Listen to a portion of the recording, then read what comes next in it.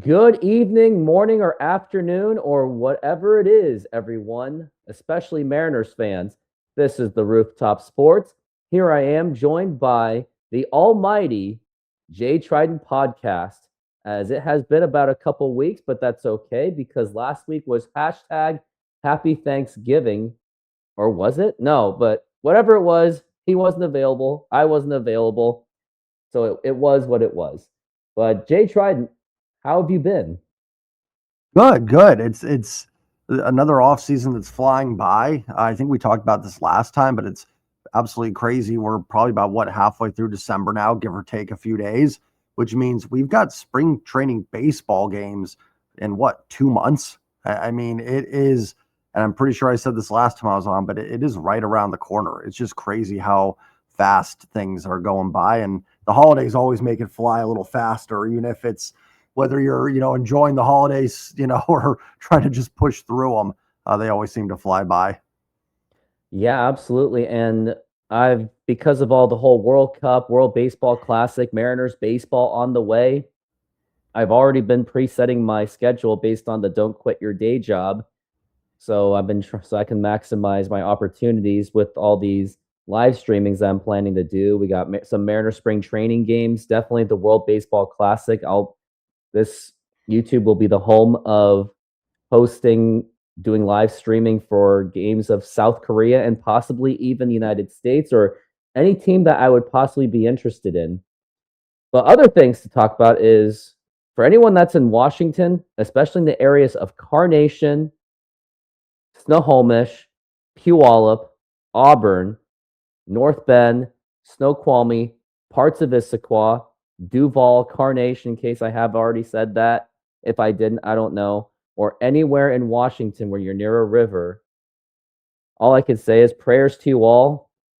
And I hope that you guys find safety and a speedy recovery for the lives and the homes. So everyone be careful out there. Everyone be safe. And prayers to all. Which is why this video is actually a paid sponsored video. It is by Serenity Strategies, a general contractor within the Seattle area and or Washington. And here is the message by Serenity Strategies. Attention, Washingtonians. We have seen some of the worst floodings in the history of Washington, where it has led to mass evacuations, increased traffic, increased detours, damaged roads, and most of all, your home might be damaged as well. The damages your home may have sustained are these following: appliances, plumbing, electrical, air conditioning, and most of all, the structure. Here at Serenity Strategies, we will take care of all that for you, and we would love to be a part of the recovery of your home. We will also assist you through the insurance process and do our best to help secure the most favorable pricing available. Should you decide to pay out of pocket, we're happy to extend a discounted rate. Please reach out to us for an estimate or if you have any questions. And also, we are offering a 15% discount for senior citizens and military personnel.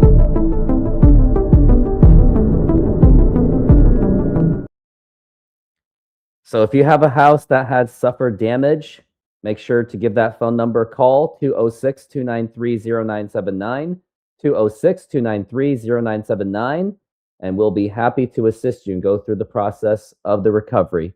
And now, back to the Mariners. So just recently, we have seen that our fearless leader, Jerry Dipoto, Mariners president, he had won an achieving award, which is Executive of the Year. Now, I'm not the biggest fan of Jerry Dipoto, but I guess credit was given, or I guess credit was due, and it had a lot to do with the fact that he was able to get Jorge Polanco on a cheap prove-it deal, and Jorge Polanco turned out to be a huge asset for the Mariners, including being a playoff hero in Game 5 of the American League Division Series against the Tigers in that 15-inning thriller.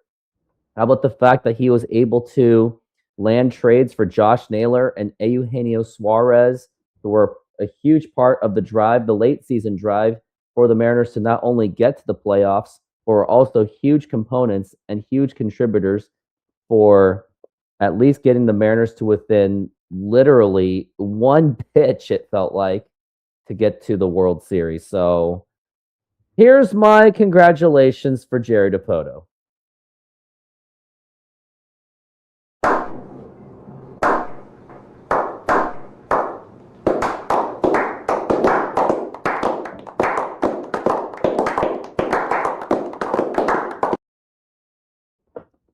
Well, yeah, so that's all I can really give because I'm still a huge Jerry Dipoto critic, just like Justin Hollander and John Stanton. So that whole slow clap, if you come across this video, that's me saying still not impressed, unfortunately. You still got work to do because the Mariners, we are overdue for a World Series.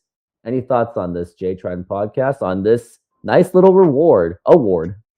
Yeah, I don't put a ton of stock into those awards. I mean, it doesn't mean anything in terms of like what it means for his future, but I deserved. It did a great job last year, and finally got that team that was able to kind of get over the hump of getting the division title and getting to the ALCS. And Jerry has pushed some good buttons, I think, in terms of what we have as a core for this team. I also think deserves credit for an outstanding trade deadline there, requiring Gino and Josh Naylor factors in there. So, yeah, I mean, I definitely think, and then when you factor in, the final four teams, well, the Brewers probably had a lower payroll than the Mariners, I'm sure of it. But the Mariners, more middle of the pack in terms of payroll compared to the Jays and Dodgers. So being able to maneuver through that and get the team there. So, like I said, work to be done. This team's now got to take that next step, which is always kind of the toughest one to do. But, yeah, I mean, deserved for Jerry and Justin and everybody in the organization that, had a great season last year. No doubt about that. It wouldn't change, like, if the Mariners lose 100 games next year. I don't think they will, but if they do, I'm not going to go, well, can't fire Jerry, who's executive of the year. That's not something that I'm going to, look back on and be like, well, you can't get rid of him now. But it's a nice award, and it's deserved. He did a great job last year, no doubt. I mean, hey, if Wally Walker of the Seattle Supersonics won executive of the year for that Vin Baker controversial trade with Sean Kemp, if he won that award and only got the Sonics to Game 5 of the Western Conference semifinals against the Lakers, and I'm saying that Lakers won that series 4-1. If he was able to pull that off, then yeah, I guess Jerry Dipoto, deserved an executive of the year for being within one game of the World Series. So I guess there's that. Which speak of the whole he has work to do, Jerry Dipoto did get to work. He made that trade that seemed to have caused quite a bit of, noise in the social media, and including myself. And it was a really good thing that I was buried in Chinese food during that trade, because if I wasn't buried, I would have just jumped on the video, like in selfie form, going, Jerry, how dare you make a trade? How dare you not get that full return? But throughout that day, I had to do some research, even watched your video to get people's opinions and see where everyone was coming from, which I did. And, well, the reasoning was Mariners need an actual relief pitcher. They're saying that Jose, he is known to have a huge amount of upside. He is supposed to be known as the left-handed Andres Munoz. He has a sinker that tops out to around a 97 to a 98 mile an hour pitch. And that Mariners, they absolutely need help with the bullpen, because the entire playoff run really proved it, because not only did the starters struggle, but the bullpen just couldn't keep it together. And the bullpen also just couldn't hold in Game 7, where we saw Eduardo Bizardo just give up that dagger of a home run to George Springer. So I could see why they made that trade. And also Harry Ford. What more was he really going to do with Seattle? Now, did we all agree? Did most of us agree that Harry Ford needed to be traded? Absolutely. Because with his caliber and his upside, it's very unlikely to see how it was going to work that he was going to be a possible full-time DH and a part-time backup catcher. And if he did not work out with the bat, especially with the raw talent that he's still in, then that could have been a problem going into the 2026 Mariners season. But my opinion is, I do think with the caliber that he has, he's a top 3 Mariners prospect, or at least was. Still a top 2 prospect for the Nationals, correct me if I'm wrong. I just think that Jerry Dipoto could have maybe just squeezed in maybe just one more pitcher, at least one more quality relief pitcher out of it. Like, I understand that Harry Ford was not going to get the Mariners like a Tarek Skubal or anyone of that kind of caliber, but at least enough to get one more relief pitcher. So that's where I'm at. So I went from absolutely raging to like, could have gotten just one more pitcher out of it. Good one too. Yeah, that's kind of like when I first saw it, my reaction was, what? That's all you got for Harry Ford? I thought you could have pulled out a little bit more. It's always tough because you never want to like just blindly follow front offices because then there'd be no reason to ever criticize a trade. But y'all, not you personally, but everybody like just in general. I mean, if the Mariners could have gotten a lot more for Harry Ford, they probably would have. To like your point, it's not like it was Scooble or Ferrer sitting out there for a trade and they went with Ferrer for it. So, and I'm going to probably say that I think the Mariners front office really likes Ferrer more than just, even some of the numbers I went over and you went over in your video, like even more than some of those. I have a feeling they really, really like his upside. They think they can get the strikeouts up a little bit with some more slider usage, perhaps. And I think they do probably view him as potentially like an ace reliever in the American League.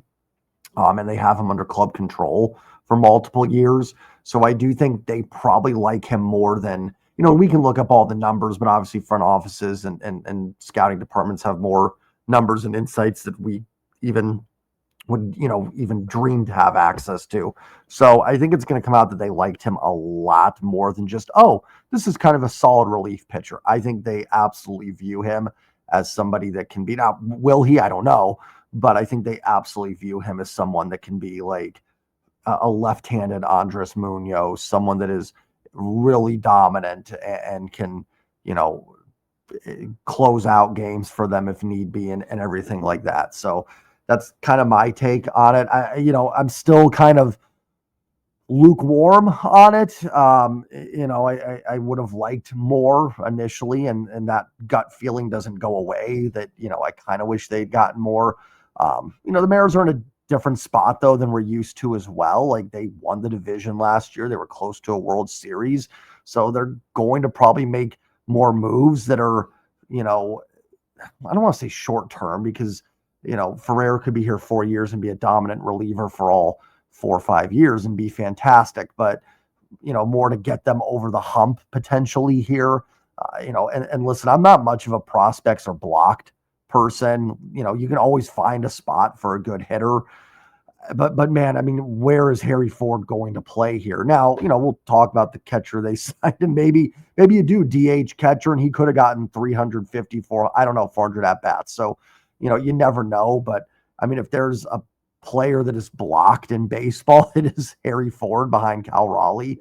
So, maybe in 3-4 years, Cal's, not catching as much, but that's a long way down the road. You can't hang on to Harry Ford for that long and just hope for it. So, I'm with you. Would have been, I kind of thought maybe he'd be packaged in something else for a bigger name, but I do think they like Ferrer a lot more than we think, and hopefully that proves to be true. And then he's definitely was a good reliever last year. He can take that maybe next step and be a truly dominant reliever. And we may look back on this without much, in a couple years and go, oh yeah, that trade. Which a lot of them turn out to be.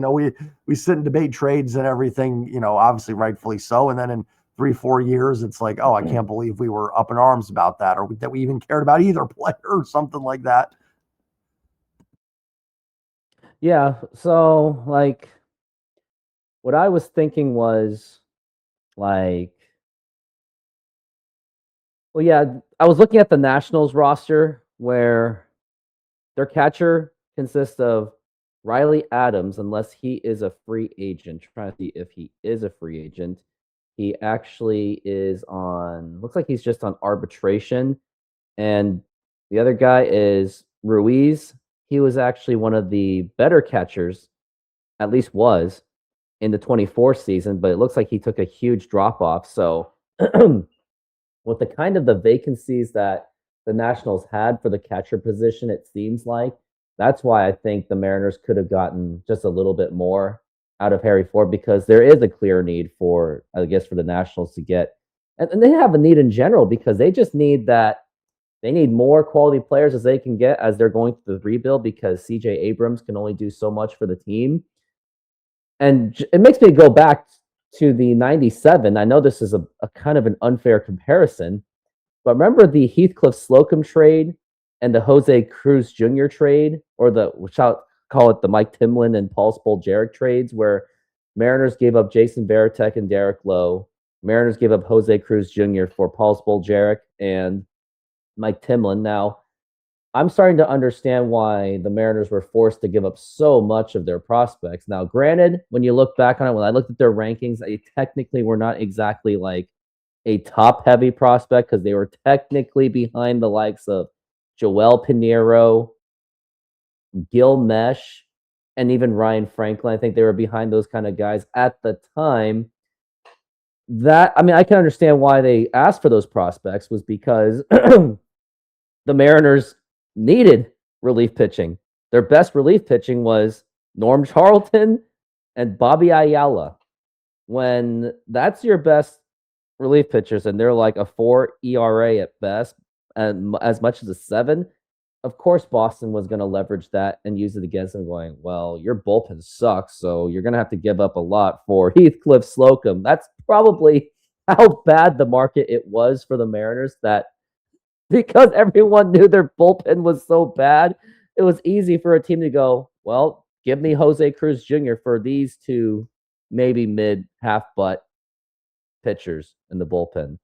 So with that logic, that's why I think Mariners maybe could have gotten just a little bit more out of Harry Ford, but I guess otherwise, the Nationals could have been thinking the same thing too. Like, well, your bullpen stunk in the playoffs, so if you want Jose Ferrer, who supposedly has high upside, well, you got to give us Harry Ford. And maybe they were asking, I think their starting price was like, well, maybe I want Colt Emerson. And of course, they're like, no, of course not. So they had to negotiate it down to Harry Ford. But I don't know. I wasn't part of that conversation, but that's what I'm thinking, what it could have been kind of conversation. But what's done is done. It's not like the Mariners traded. It's not like the 23 offseason to 24 where they traded away Eugenio Suarez for just basically Carlos Vargas and, well, Jared Kelenic to get, well, Jackson Kowar. That's pretty much it so far. Now, granted, Kelenic turned into a nobody, unfortunately, but that's how. But that's an example of a trade that, we debated and talked about, and nobody from that trade really did anything. Like, if you told me about that trade today, I'd be like, who cares? Kelenic is maybe hang around someone's AAA, and Kowar pitched like 15 innings last year. So it is funny how trades just, end up, some of them, how many have we seen that have just not mattered, in when it's all said and done, that just end up being kind of nothing burgers. There's a lot of big ones, and things like that. And there's always the chance too, like,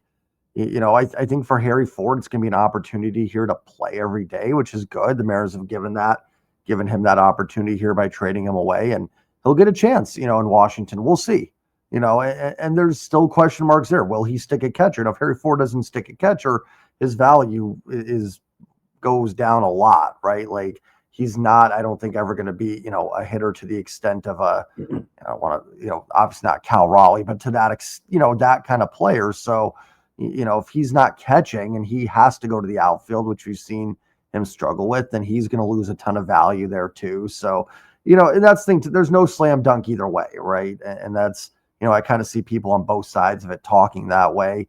There's no slam dunk that Harry Ford does turn out to be an everyday player, but, and there's no slam dunk Ferrer, is dominant either. And then both other sides are true too, right? Harry Ford could turn into a solid everyday player, and there's a chance Ferrer is a dominant lefty. I will say though, like, if you're the Nationals, you do that trade every day, obviously. So from a Nationals perspective, if we were Nationals fans, talking about this, I'd be like, this is a no-brainer, obviously.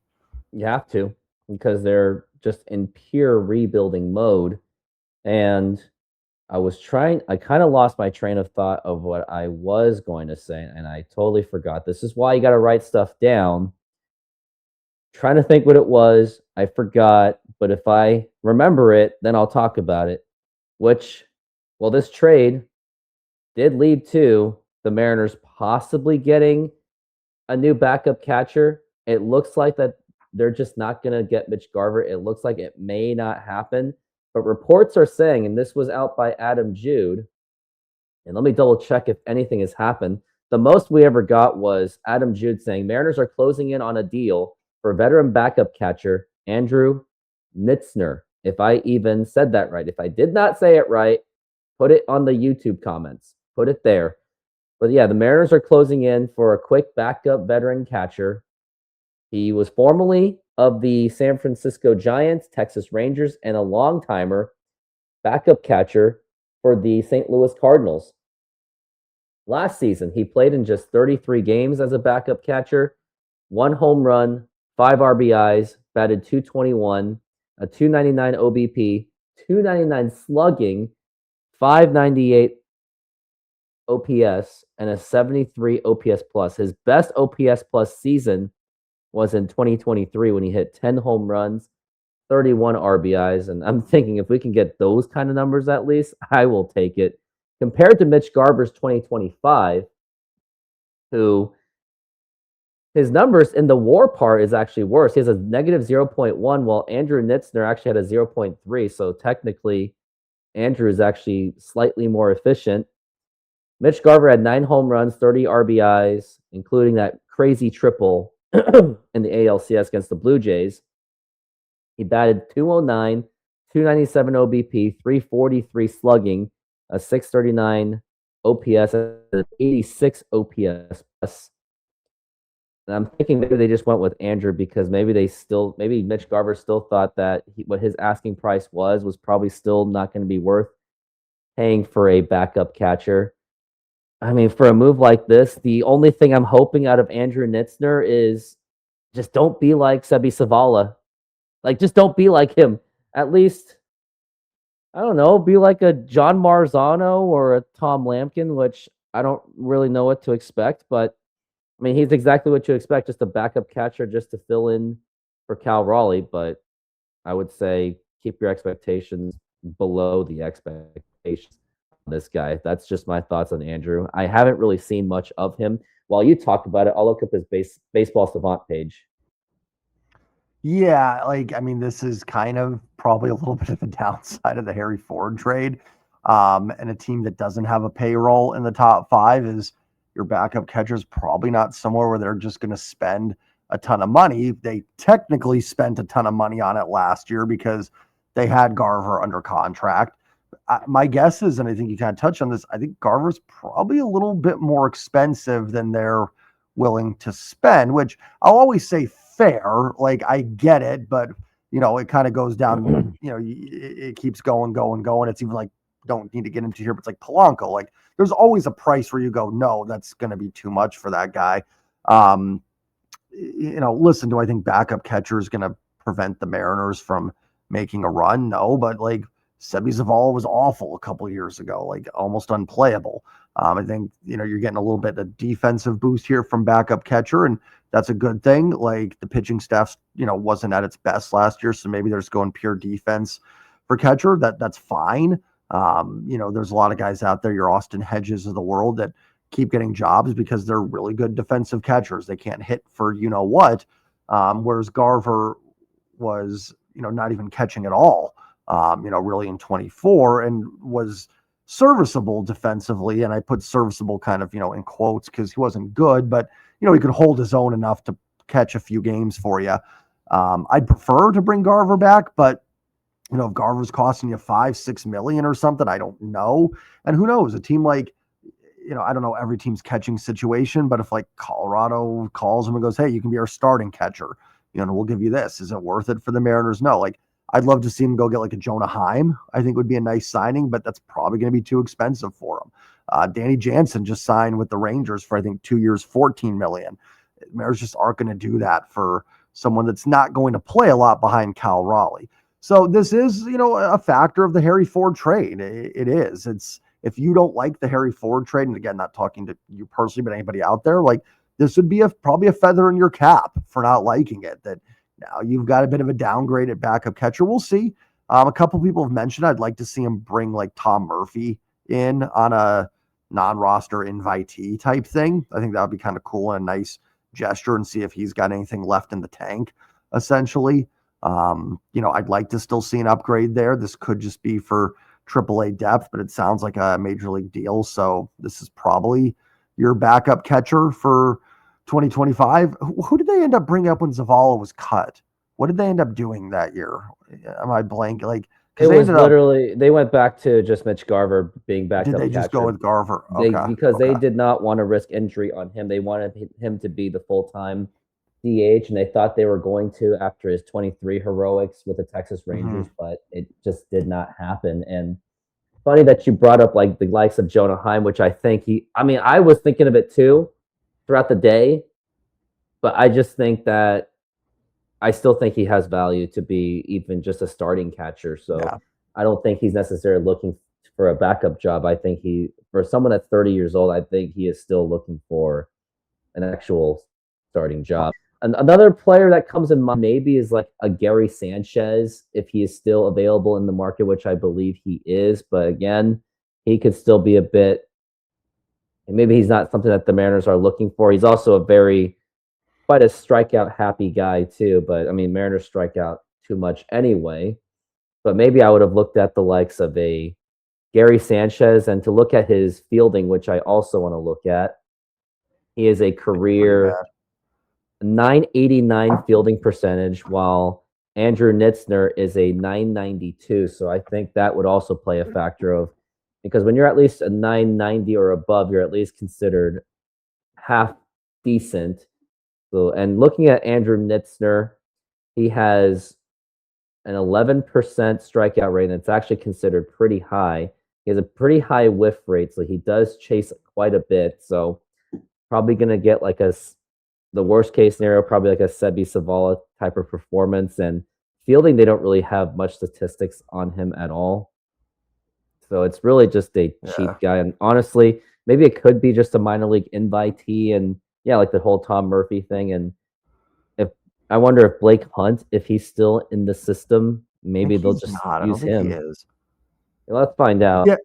Like, listen, this sounds like a backup catcher that if you get a base hit, get with him in there, you're going to go like, okay, nice. We got we'll take him getting one hit every 20 at-bats type of player. I will say this, I've kind of been a Mitch Garver defender, not in the sense that I think he's worth the contract, but for everybody that complained about Mitch Garver's bat, you'll likely be begging for it after watching this guy hit. So, I mean, listen, the Mariners have the best catcher in baseball, and to your point, that's probably why you're not going to get a guy like Jonah Heim, even if he's not guaranteed a starting role somewhere. It's not like he could be great. He's still not going to catch over Cal Raleigh, right? He's still going to be limited, even if Heim bounces back. So I think that's a thing too. The only guys that are going to sign here as backup catchers, I think maybe they were hoping for Garver, and maybe it happens, but because he was here last year. But if you want to start to be a chance to be a everyday catcher and get back into a starting role, this is not the place to sign. You can niche yourself a nice little backup role, but you're not playing over Cal Raleigh. Even if these guys outperformed Cal through 90 games, you'd still be rolling with Cal. So it's kind of a tough spot, I think. So I think we're likely back to a just hope and pray your backup catcher gets a base hit or moves some runners over. Yeah, and I looked at Blake Hunt. He is actually elected free agency, so it looks like he wasn't going to amount to anything. And if I'm Blake Hunt, I would hope that there's a market for you in anywhere else but the United States, because there are some failed baseball players that do try their luck there. Yeah, the pay is not going to be great, but hey, if you're around 20-something years old and you haven't figured it out yet, why not have the opportunity to get paid to travel all around the world wherever the market dictates? So if you're Blake Hunt, I hope you're hearing this. Maybe take that chance if someone does give you a chance, because there have been failed baseball players. I mean, more failed baseball players than not, but there are also some who went to Japan, who went to Korea. Heck, they went to Mexico and somewhere in Central America or South America, and they made a career out of it. And not only that, they end up staying there and saying they love it. Not saying, I don't know who the names are, but it's happened where athletes have gone to other countries and they're just stuck there because they choose to, because they like it. Well, that's Andrew Nitzner, and I'm glad that you brought up Jorge Polanco. So reports are saying that his agent is asking for a 3 to 4 year contract. Now, normally, I would be like, give him what he wants and what he deserves because of his 2025 season. But because we're talking as if, because John Stanton is not a Dodgers owner kind of guy, most people are going to say no. Maybe a 3-year contract, maybe with like an option, but a 4-year contract. I mean, 2 years from now, or heck, even by end of April, worst case scenario, we could see a 2024 Jorge Polanco. Because sometimes when players play with a prove-it deal or on their final year of their contract, there is a chance that they play their hearts out to try to get that new contract. And that's exactly what Harry Ford, what Jorge Polanco did to himself. I mean, he put himself in a position where he has an agent at least starting the asking price. But right now, no one's really biting because everyone knows Polanco is a defensive liability.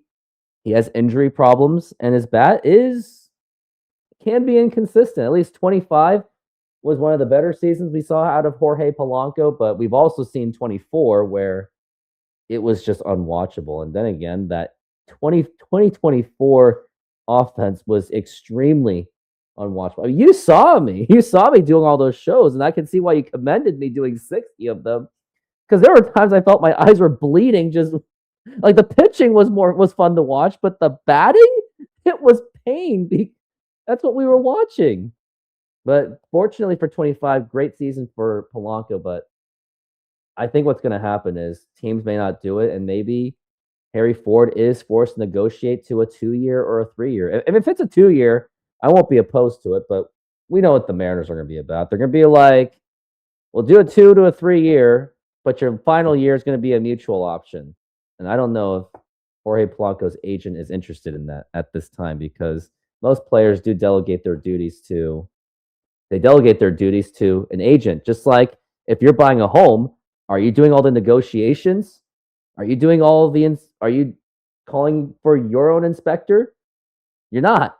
That's what the agent does. They're trained and they're licensed to handle that kind of transaction. Same thing with a sports agent. That's naturally what most players do, is they just leave it to their agent to do the job for them. Yeah, it's kind of a tough one with Polanco, right? Because you'd really like to get him back. It just, you go, hey, our DH is set. You don't have to worry about that. I do think, though, 3-4 years is tough for a guy that's had injury history, that's getting older.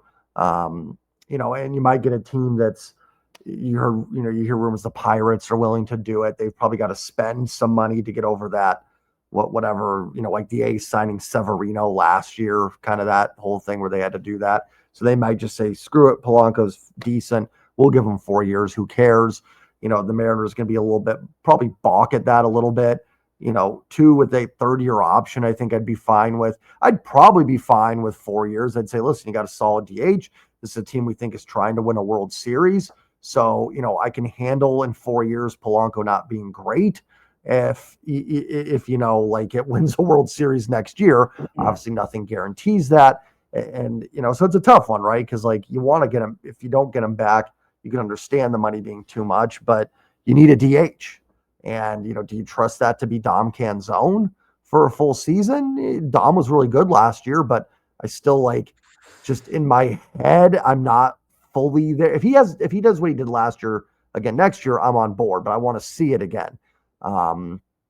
So it's tough. Or, do you go out and sign somebody else? Do you make a trade? There's options out there for sure, as always. So, but I'd like to see it get done. I'd like to see, I think, like you said, 2-year deal. I'd like to see something like that.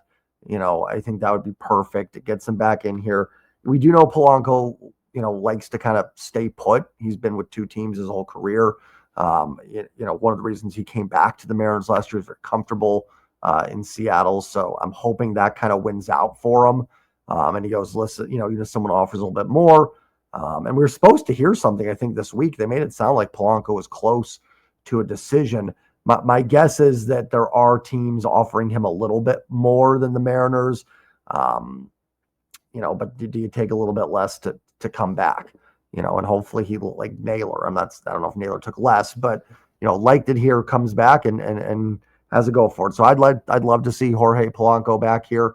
And even though he's not a very good defensive player, it does give you a body that can play second base. So if you do roll with Cole Young, or if there's an injury there, or you just need to give somebody a day off, maybe you trade for Brendan Donovan, but you want to just have his bat in line, give a day off. Polanco can go to second.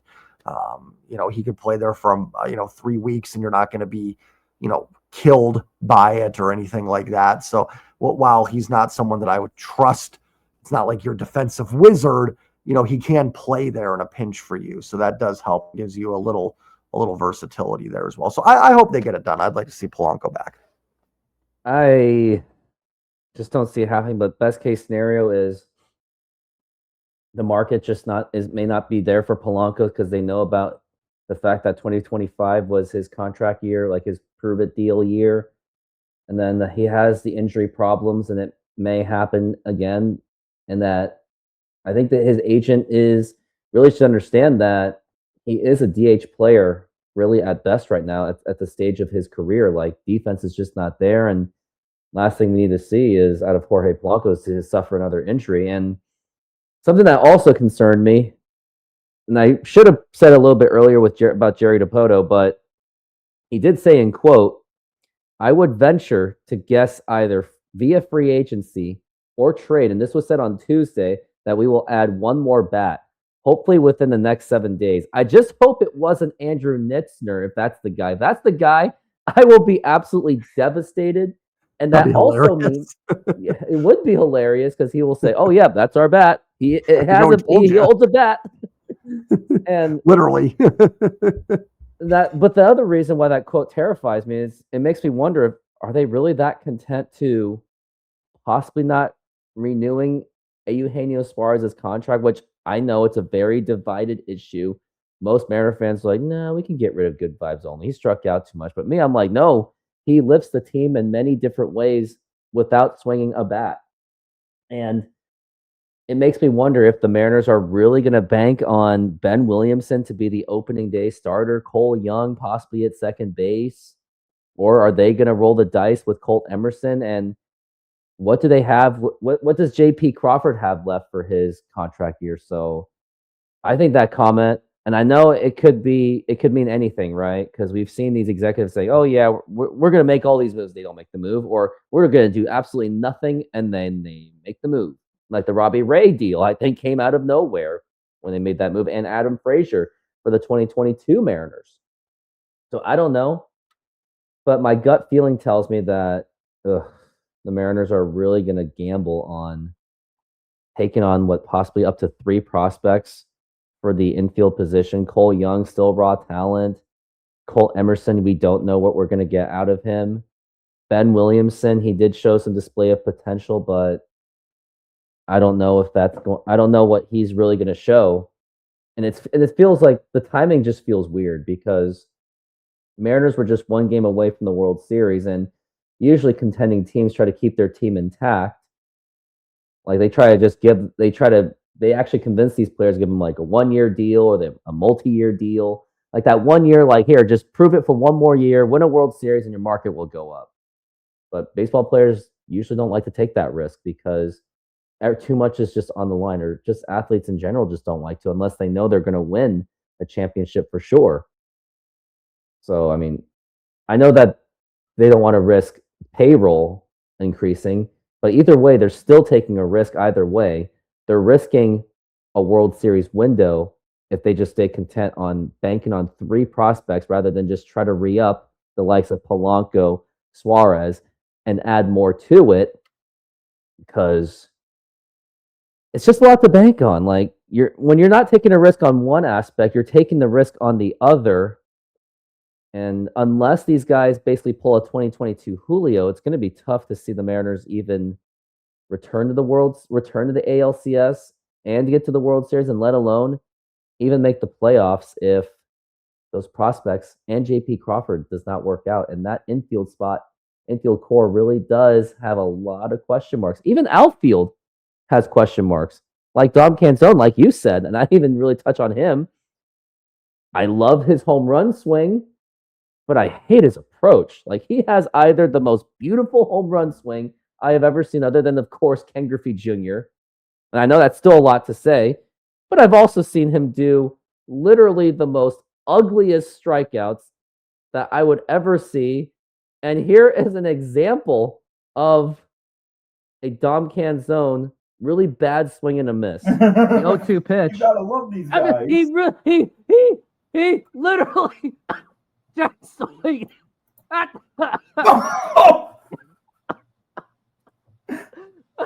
He literally check swinged at None the of those dirt. were in the strike zone. It wasn't even in the strike zone, and he chuck swinged it. Like, why? Like, literally, that wasn't Taylor Scott being good. That was just really you just bad. swinging at crap. So, yeah, I mean, Dom Canzone's like an extreme, right? We either see that massive, beautiful home run swing, 3 home run game against Kansas City, and then we see moments like that. And we saw a lot of that in the playoffs by Canzone, which is why, that's why I don't agree with Jerry's comment of saying, oh, yeah, we'll make one more move within the next week. I'm like, well, that better not be the end of it, because can't even count on Victor Robles either. I mean, he's proven not to be a healthy guy. And I mean, Julio and Rosarena, sure, but also Rosarena's on his last year of his contract. His arbitration stuff is up. So Mariners still have a lot of work to do. Yeah, and a lot of it too, you just can't. It's tough because you really want to bring the guys back, but you do have to draw a line somewhere. That's where it's tough when these teams come in with Polanco, and it's where, you'd like to see Mariners ownership. This is where their middling payroll does hurt you a little bit, because it's just, it's tough to go too far into it with some of these guys. I don't think they'll roll with all 3 on opening day, Young, Williamson, and Emmerich. Well, they're at least 2. My gut is they do get someone at second. And then I think third base, you probably see someone, a veteran, brought in to maybe compete there. We'll see what they end up doing. I think one of them, though, will start. So, it'll be interesting to see how they play it out. I think we'll see a trade somewhere. I'm sure that signing was Polanco. I'm sure Jerry felt like they were probably going to get it done. Then Alonso goes to the Orioles, and then, does that bring the Mets into the Polanco game? And, now with the DH being in both leagues, that factors in too. It used to be just, once guys down to this DH years, you just had a few teams to compete with. Now you got both leagues. So I don't know who's all in need of a DH, but, there probably is a fairly decent market for Polanco, is my guess. So we'll see how that plays out. And then hopefully they get busy then, if not on some other stuff, that they can bring some guys in, hopefully. Because I'm with you. There's work to be done. Like, it's a roster that's close, but it's also a roster that has legitimate holes in it for sure. Or maybe holes may be the wrong word, but like unknowns would probably be the better way to put that. Too much question marks, and it's stuff like this that we're talking about. It's literally the reason why I don't believe in there's always next year. I don't even have that mentality. I don't even believe in New Year's resolutions. Like, I don't like the idea of waiting until the next year to get it done, or like, I feel guilty when I tell someone, oh yeah, I'll get it done by tomorrow. Like, I think we talked about it maybe where I hired someone to help make one of my videos, and he just needed the recording, but I was just so tired, and I was like, yeah, I'll just get it done by tomorrow. And he really gave me the alarm clock by saying, F tomorrow, do it now. So I did it. So that's why it's stuff like this where I just cannot like say, oh, but there's always next year, because you also have to consider Houston might be coming back. I'm not saying they'll, yeah, they are bound to reload. That's what they do. The A's, they could break out at any time with all those young players they have. Like Jacob Wilson, he came out of, it almost felt like he came out of nowhere, and he became an all-star starter as a rookie. And I even saw him in spring training about 2 days after we met, and I saw him hit 2 home runs against the Mariners. So Mariners, they got a lot of work to do. And I know that I could be saying this like I'm kicking a dead horse, but we got to get to the next one, where there was the Alex Bregman rumors about with the Mariners and Scott Boras. And I just got to check what was exactly said. It was by Seattle Times kind of article. Much as I'm not a fan of Seattle Times, it's kind of like, well, I mean, if it came from them, it's got to be at least somewhat of a credible source. But it did say that Scott Boras, representing Alex Bregman, was initiating discussions with the Mariners to express Bregman's willingness to consider as a new possible home. And there is every bit of reason for Alex Bregman to be in Seattle, other than the whole Houston versus Mariners baggage, which I think a lot of people have. They just got to move on from that and just accept that what happened.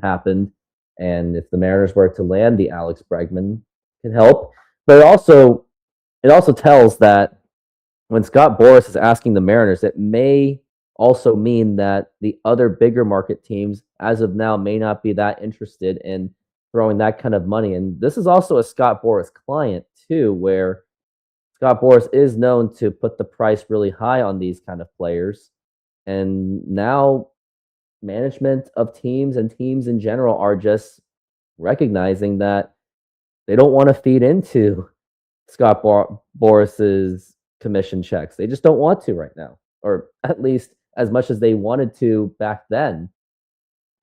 So that's why I think they're just trying to use the Mariners as like a way to like get the other teams interested, because all those big market teams like, oh shoot, if Mariners are maybe interested in Bregman, then we can one up them because their ownership is John Stanton. He's kind of stink. I mean, I would like to see it happen, but at the same time, that would also come at the cost of saying goodbye to Eugenio Suarez, and that Mariners, I just don't see them giving them that kind of money. But it is interesting that Scott Boras would use the Mariners as some kind of attention.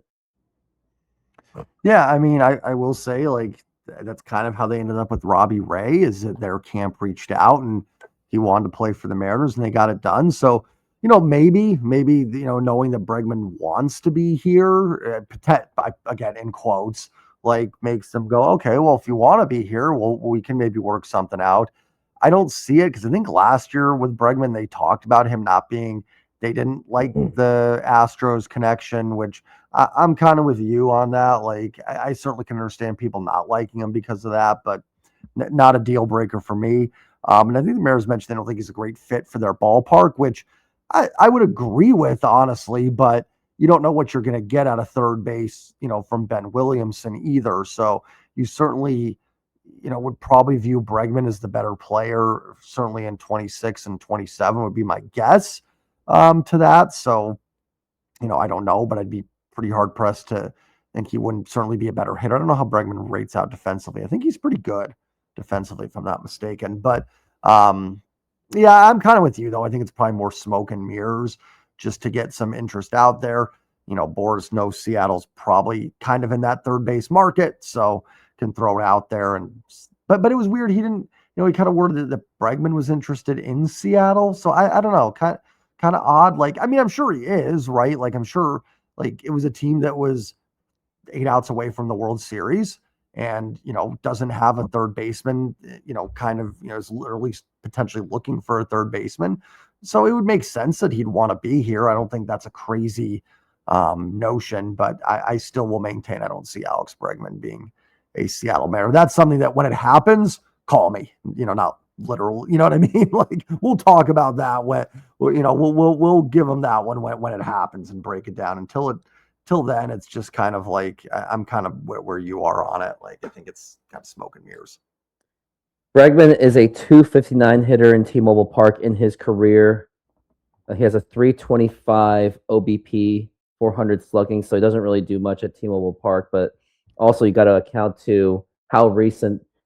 What was the numbers like when Alex Bregman was playing against the likes of the George Kirby, against the likes of Logan Gilbert, and now I'm looking up his splits for 24 season, where against the Mariners he was a 250 hitter, 340. Or let's go to 2019 when the Mariners were literally in one of their bottom parts of their franchise history. Maybe not the worst, but I mean, against T-Mobile Park, he was a 419 hitter, a 457 OBP. So the thing is, maybe T-Mobile Park is not exactly the biggest factor on Alex Bregman's numbers, because we've also seen him absolutely dominate.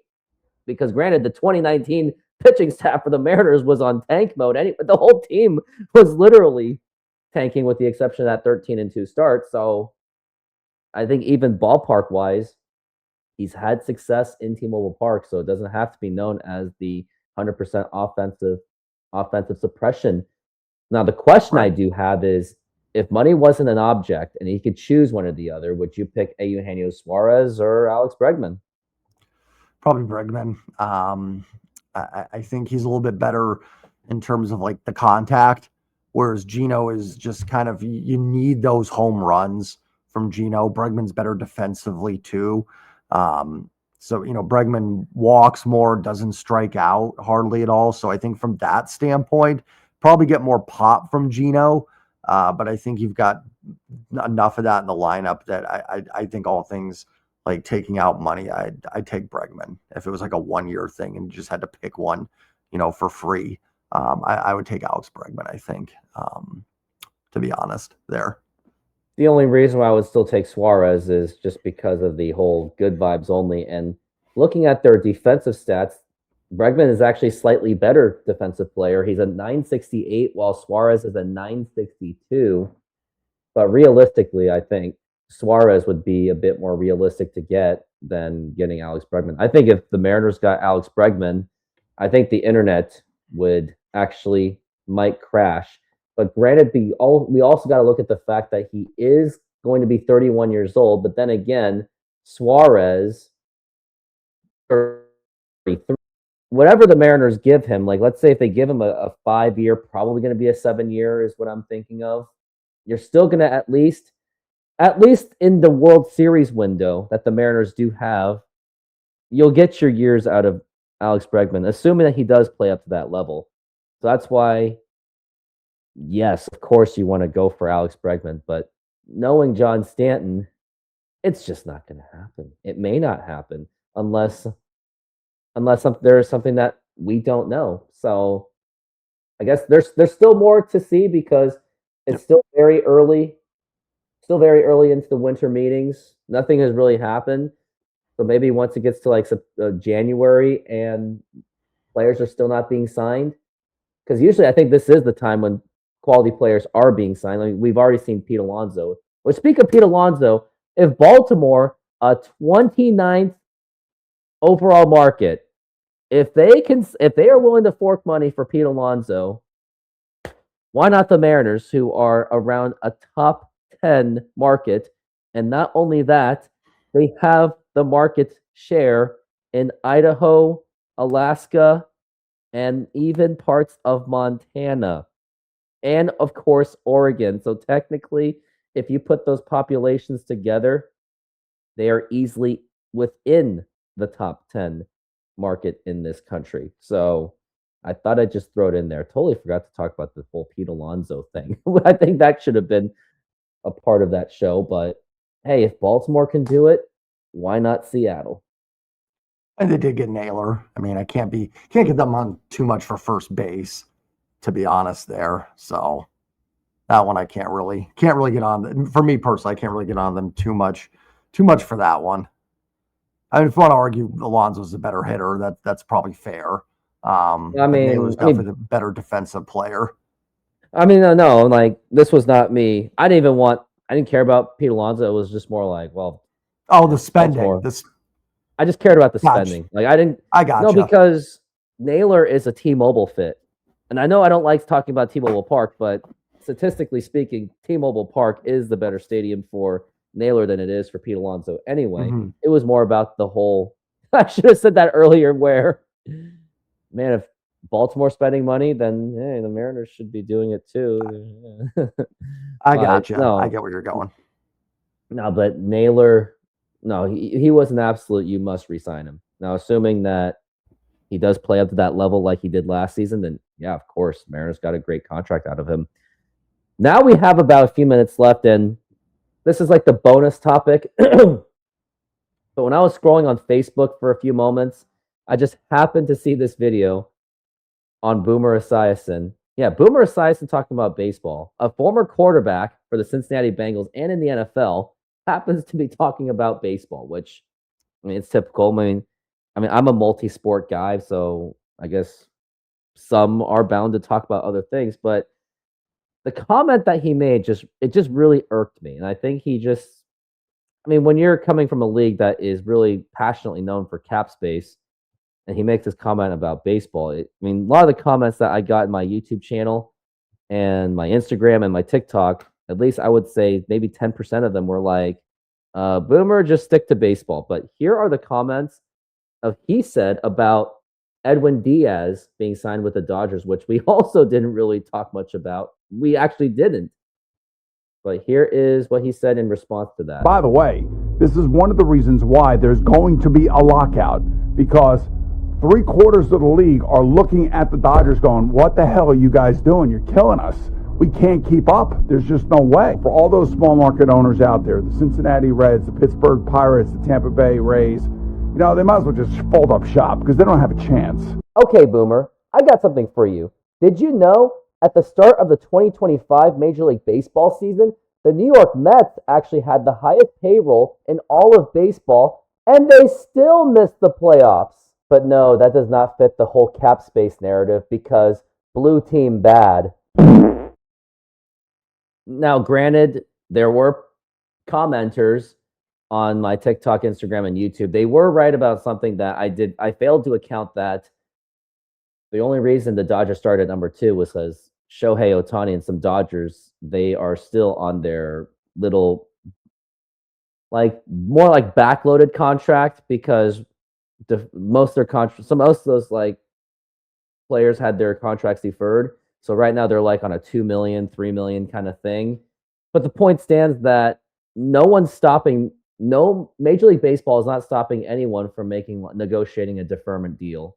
No one's stopping them. Everyone has the right to do the same. And when you're pointing out Cincinnati, Tampa Bay, and Pittsburgh, I think Boomer is not exactly looking deep into those kind of teams. Cincinnati Reds have always had questionable ownership at best. They also had a controversial owner who was known to have, let's just say, she was really good at drawing attention to herself with the media by saying things. And then the Pittsburgh Pirates, I mean, they have been arguably one of the worst ownership-run teams in Major League Baseball. And then we've got Tampa Bay Rays. They have their own set of problems. They're just in. I don't even know if Tampa Bay is even the right market for them. I mean, they've never really had attendance. Their stadium is a disaster. And then we have teams like Colorado and the A's. They hold their payrolls hostage. So I think that's a bigger issue than the Dodgers itself. At least the Dodgers, which I respect them, at least their owners are passionate and they do want to spend the money. And up until Ohtani and I guess COVID year, they had problems trying to win a World Series. They were always 100-win teams, large payroll, and they still couldn't get to a World Series or let alone win one until 2020 and Shohei Ohtani. So all this is happening recently. And my take on this too is for the Mets, I think even if they did win a World Series with number 1 payroll, they would still be looked at as the Cinderella team. We talked about it before in the show about the whole Boston Red Sox thing of 2004, when I'll let you add more to that because I don't want to ruin that and just take that away from you. But I think Boomer is just not understanding how the league really works. And personally, I'm not a cap space guy. I don't think it's necessary. I think some would argue that there should be a salary floor of like the bare minimum that you should be spending. And plus, like most of these owners, they're not really exactly in it to win. They're just in it as their nice little side hustle money. So that's my take on the whole Boomer Esiason saying we need a cap space and lockout. Yeah, I definitely agree with you on the Mets take, because we talked about before, like I think they kind of get underdog because they're next to the Yankees there. I was saying in 2004, Boston was kind of viewed as this massive underdog, but their payroll was, I would be shocked if it was higher than the Yankees that year. It probably wasn't, but those teams aren't exactly underdogs either. They kind of get treated as that. Yeah, I mean, listen, like, do I think some things get carried away with what the Dodgers do? Yeah, I think would Ohtani have taken the deferred money if the Mariners offered that? Probably not. But what can you do? You can't like tell players they have to go sign somewhere. And it is annoying when you see guys that are like, oh, this guy took less money to go to the Dodgers instead of whatever the Cubs offered him or something like that. So, it certainly it can get a little frustrating for sure. And I do think that, but like, who's the bigger enemy here? Is it, like you said, the Pirates, the Rays, the A's, those teams down there? Are they hurting Major League Baseball, or the Dodgers that are spending to win? So, I certainly lean closer to like where you are on this for sure. It does get frustrating, but like, Edwin Diaz could have signed, somewhere else. The Astros signed Josh Hader to a huge deal as a closer a few years ago.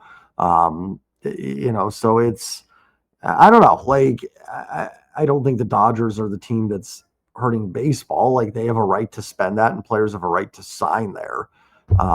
It's more of just like, it is frustrating though, because you do see a team that is going to be, again, very, very difficult to beat. But I mean, even this year, the Jays were close. Like, Dodgers won 90 something games in the regular season. They weren't invincible. Now, some of that may have been that they just kind of coasted their way into the playoffs a little bit there. But even in September, I think at one point the Padres were ahead of them, and they needed relief help when they got Diaz. Like, I don't know. Like, I don't expect Dodger fans to apologize for it either. What are they supposed to do about it? Their team's doing what it takes to win. So who's the bigger enemy? Like you said, is it the Dodgers, who are, yeah, it's frustrating. It's definitely annoying as a fan of another team that they do this, but it's teams like the Pirates, A's, and Rays that are really doing their fans the massive disservice, not the Dodgers, in my opinion. Yeah, and the thing is, like, all those haters of the Dodgers, I asked them this, like, if they were a fan of the Dodgers, or if they were a fan of a big market team and they were spending the money and winning World Series, would they be calling for a cap space? I don't think so. And I only know one person, a Dodger fan, that does believe in that, but how many people are like that? What are like 10 out of like many baseball fans? Like, what about the Mariners? They once putting themselves in $100 million payroll, when $100 million payroll for the Mariners was considered unheard of at the time in 2008. They spent over $100 million and lost 101 games. So the point is, having high payroll does not guarantee anything. And the other thing that people have to look into is the context of it. Like, where are they spending that money? Did they spend money to buy everyone out? Or did they spend money to keep all their in-house players that they got through the farm system, or that they've already previously had? That's something that they all got to look into. And even the 90s Yankees, it's not like they bought World Series back in the 90s. Like, players like Derek Jeter, Bernie Williams, and Mariano Rivera, they were homegrown players. And the players that they brought in free agency, they were not like their number one guys, except, well, when they traded for Roger Clemens, sure, but that they had to give up David Wells for that. Tino Martinez, that was on a cheap trade with the Mariners, ironically. And ironically also, Tino Martinez got a screamer of a deal for the Yankees as well. So if I were Boomer Esiason, I think you got to probably do a little bit more research on how this whole finances of baseball work. And don't get me wrong, I am still learning about baseball. And I've had YouTube comments where people were like, you got a lot to learn, or they've had debunks where I go, okay, I get your point. I get it. So I mean, I do love these topics. It is actually one of my favorite topics to talk about in baseball, where they say, oh, we need to lock out. We need a cap space. I'm like, well, if it was your own team, you wouldn't care. Or what about those other bottom feeder teams that they don't even try except maybe build their farm system, and then they trade them away anyway? That's the bigger problem I see in Major League Baseball, not the Dodgers, who just happen to care. And I think people like us, we would love to have a tenth of a Dodgers ownership desire and payroll. Well, maybe not 10th, but anyways. Going back to your 2004 talk, the Red Sox were number 2 in overall payroll. Red Sox 127 million, Yankees 184 million. Of course, Alex Rodriguez blew up a portion of that. So maybe the Red Sox aren't exactly the underdog as we think they were. Like in media, it was, but then when you look at numbers, they did spend the money to get to that World Series and break the curse. So, well, there you have it. Yeah, exactly. It's I want my team to spend more and to be in that category. And these other teams end up being farm systems to the bigger teams. And the Dodgers, are smart, right? They are a smart organization with a smart front office. So they spend a lot and they spend it well. So listen, like I'm not going to stand up here and say like, oh, I love what they do. And I think there is some BS that goes on. Like I said, I think the deferred money thing is kind of annoying because I don't think Ohtani takes that deal anywhere else but the Dodgers. Like, I don't think if the Mariners called him with that, I think he would have said no.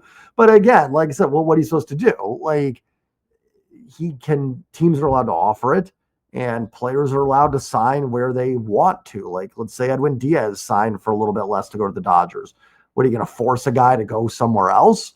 You know what I mean? So, like, I don't know what you do about that. I guess that would be what a salary cap would do. But does a salary cap, it probably levels it a little bit because it brings the Dodgers spending down. But then it's not like the Pirates are going to then sign Shohei Ohtani. Like, it's just the players will never go for it because they're not going to get as much money because the team that's going to give them the most money is gone.